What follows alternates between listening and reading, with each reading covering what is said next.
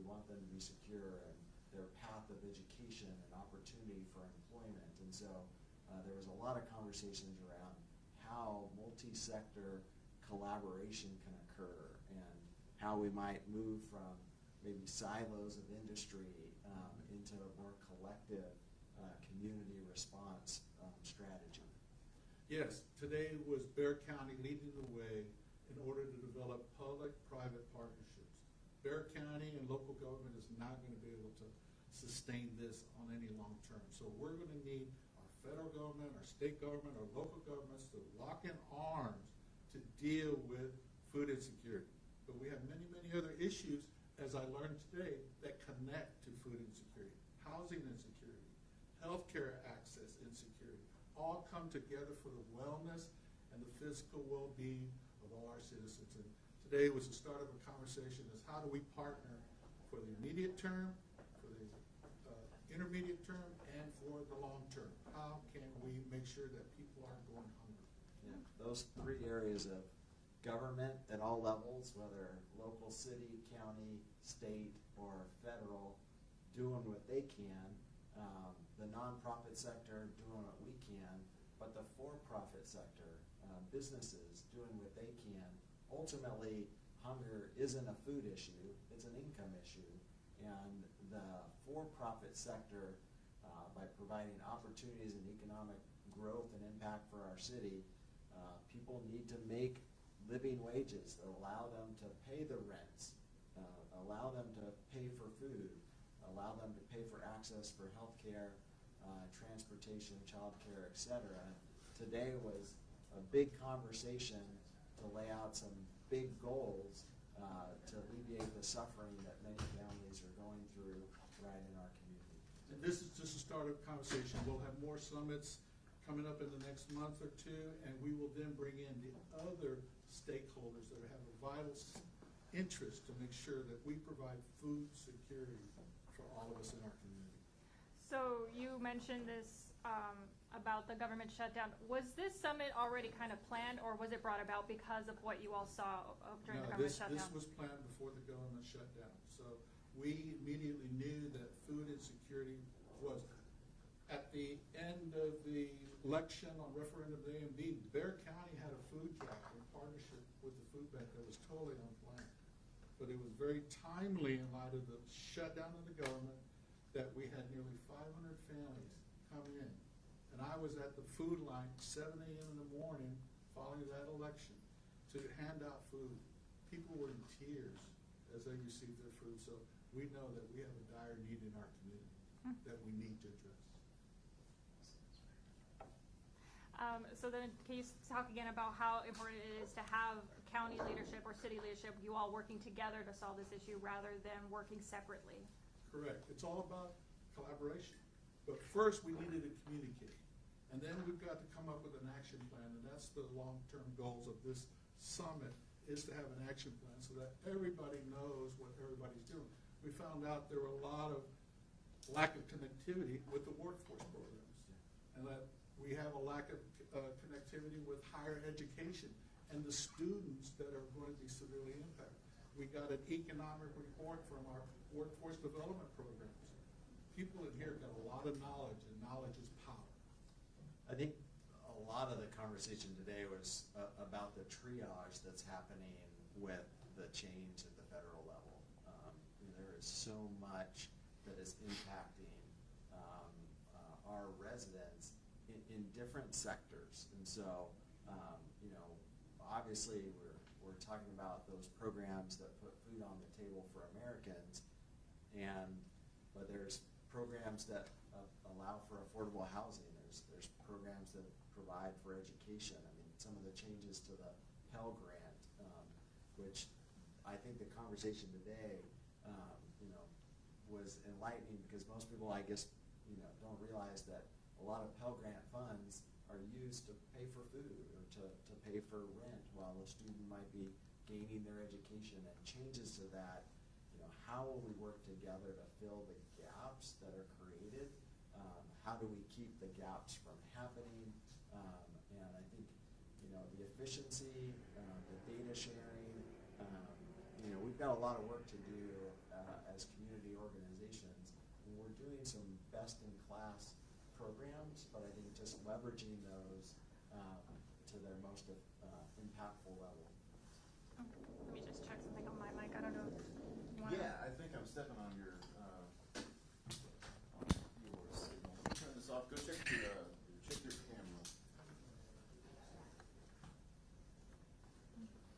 You know what? Come on back to Susan.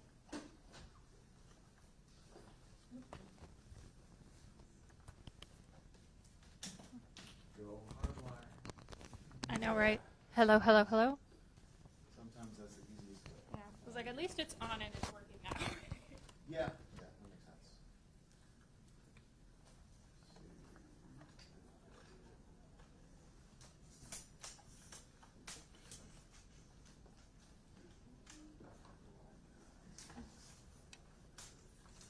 Can you all just count to 10 for me, please? Yeah. 1, 2, 3, 4, 5, mic check. Yeah. Is that gonna be Yeah, okay that's with you? fine. cool. Okay. Are you testing? 1, 2, 3, mic check. Testing. Okay. 1, yeah. Is it just in case, Okay. Judge, can I have you actually put it on?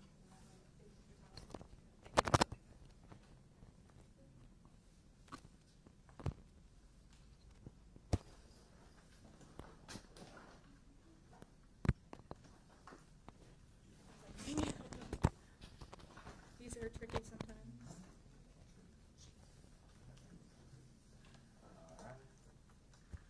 Next question. Guys okay? Sound? Do you have any other questions? I mean, you probably. Okay. You want to finish up and I'll ask Yeah. you? So obviously, it was a long conversation. There's a lot of steps to move forward. But what is the first step you all are going to take? Like, what's part A, I guess? Well, we're going to capture all the information that we received from the high-level stakeholders meeting today on food security. Then we're going to compile that. We had a survey that we already put out, so we know what the high-level stakeholder discussion is going to be, but we want to get a narrower focus to make sure that we are on the right path of an action plan. But I think the basic strategy is connectivity, it's communication, and then coming up with an action plan. And another big issue, or another big information that Eric provided, was Feeding America, a national organization. Vince Hall, I believe, gave us a report of what it looks like at the federal level. And we just need to be prepared for the tremendous impact that these cuts are going to have in our community. So we're, obviously, this is going to be like a rolling effect. Are you all preparing for that as well, for like the back end that's going to Yes, happen? and we're going to have an action plan probably after 3-4 months in order so that everybody knows what they can do. We're trying to break down silos today. We're trying to improve the communication. We want to develop that connectivity so that when a person who is food insecure comes in, whatever nonprofit, food bank, or the hospital, or justice system at the courthouse, we can identify them and then get them the resources they need so that they can then become food secure. Yeah, I mean, I think the county did an amazing job of convening stakeholders. The county has resources around public health, around housing, utility assistance, economic development, bringing their leadership and then sector leadership to have a discussion of the commonality of food, but it impacts so many areas of our lives, whether our health and well-being, our mental health, our ability to focus in a classroom, all of those variables. And I think there's a lot of work to be done. This is just the on-ramping of this journey. But I think we try to be very holistic and deliberate, getting feedback. I think we're identifying who's not at the table, who needs to be a part of this conversation. But I think the overall message is that no one person or organization can solve hunger, that could create a secure community. I think we need everybody leaning in, and it was exciting to see how many partners were leaning in today. It was truly exciting. Okay, sir. I can ask. I mean, might be questions you already asked. But, so, what kicked off this event? What caused y'all to decide, let's go ahead and convene? As and talk county about this? judge, I identified from the fact that we were looking at a possible shutdown before we did do the shutdown, I also knew well in advance that we were having cuts in regards to the federal bill that was passed, the budget bill, that we were going to have cuts to SNAP, which is also food stamps. We were going to have cuts to affordable care subsidies, which will limit access to health care. We know that housing insecurity is a big issue. There are people being evicted for, as you call it, episodic issues, car repair, loss of job, death in a family. Those things affect people on a real-time basis. And so we need to be prepared as Bexar County. How do we help provide the support? But Bexar County does not have an unlimited budget. We have to live within our means, and we have to balance our budget every year. But we do need to dedicate resources to those people that are most in need, and we need to do it in a public-private partnership, especially with a nonprofit such as the food bank. I'll ask this question. I was asked, this golden goose question. How important is the partnerships in order to accomplish your goals? It's the only way things get resolved. Bexar County cannot do it by itself. Food bank can't do it by itself. We partner up, and we leverage our limited funds and resources. So I get you got anything you want to add? No, just that, I mean, look,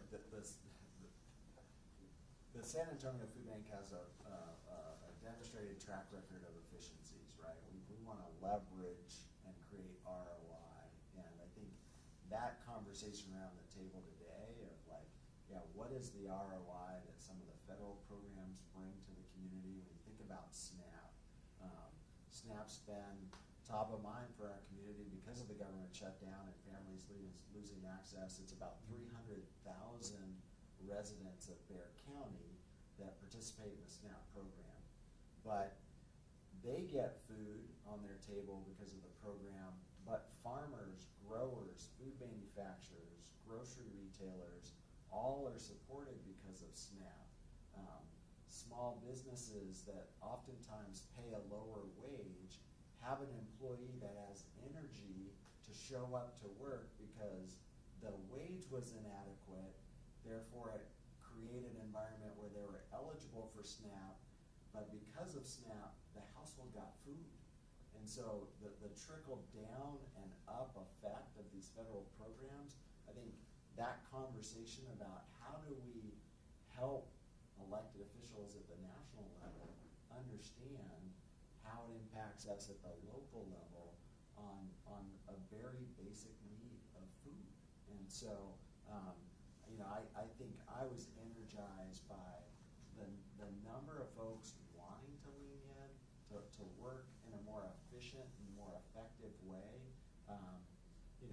Many of the organizations at the table have application processes, regulations required, and so it's like, how can we make it easier, more streamlined, more categorical eligibility? Hey, if you are, eligible for this program, then you're automatically eligible for this program, so that we can stabilize households, create that upward mobility. I said it earlier, hunger isn't a food issue, it's really an income issue. We've got to get incomes up. It's got to be an environment where expenses aren't climbing as fast as they have, because expenses are outpacing income, and there's those gaps that create food insecurity. So the judge, sent a message, I think, about how do we make our community secure? How do we think strategically, act collectively, and then move people out of hardship into environments where they can thrive? And we had the workforce development people in the room to move people into higher paying jobs. And that's the key, is as people are at the bottom of the economic level, so to speak, that we show them that there is a path with either continuing education or workforce programs, such as the advanced manufacturing training jobs that are coming to Bexar County with the industries that are coming down on the south side. So we do have an exciting time, but we're going to have to bring it all together. And that's what this summit was all about today. Yeah, we know we're going to continue to feed the line, and no matter how long that line is or why people are in that line. But today's conversation was about, how do we shorten that line? What are the things we need to be doing to get people out? And so I think a lot of work needs to be done, and there's a lot of stakeholders wanting to do that work, and I think our community's gonna be better because of it. Anything else, guys?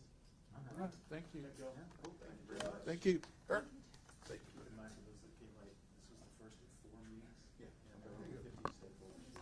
Sorry for the.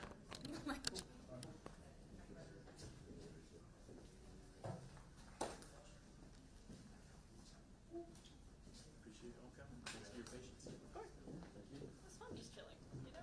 Nice. No. Change of pace. We'll let you know when we set the dates and locations for the next one. This again is very preliminary, got everybody in the same room. Right. Headed towards whatever's gonna go.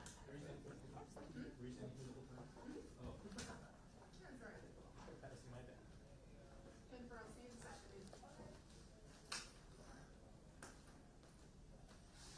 Alright. Are you at the food bank at least? Yeah.